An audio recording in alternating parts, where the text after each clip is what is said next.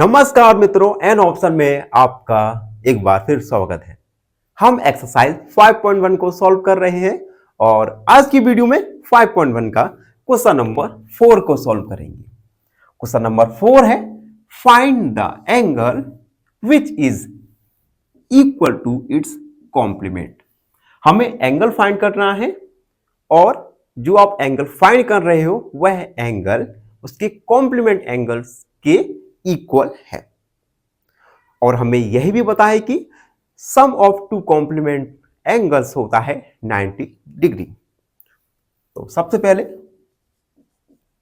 हम मानेंगे let two complement angles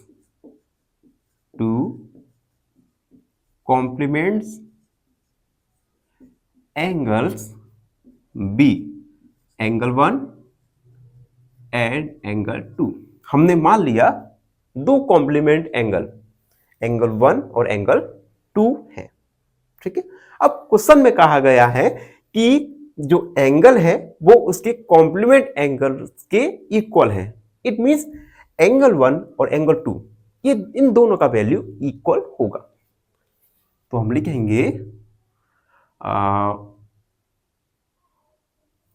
bye question angle 1 equal angle 2, ये क्वेश्चन में कहा गया है। अब we know that sum of two complement angle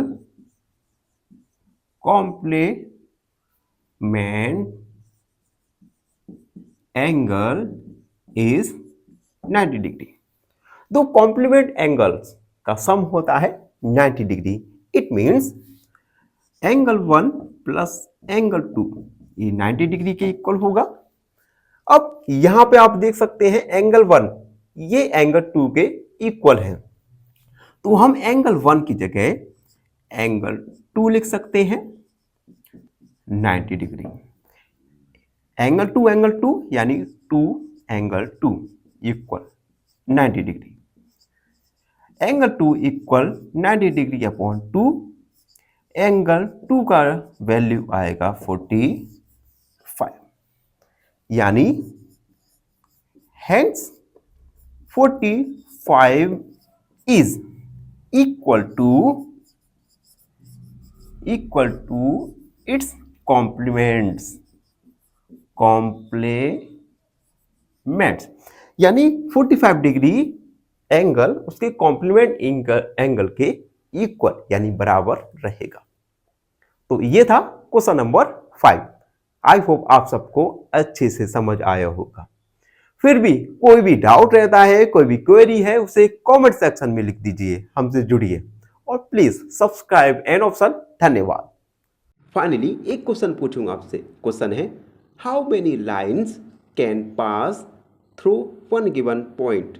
option A 1, option B 4 या ऑप्शन सी काउंटलेस। इस क्वेश्चन का आंसर कमेंट सेक्शन में जरूर लिखिए। बने रहिए हमारे साथ एन ऑप्शन में। धन्यवाद।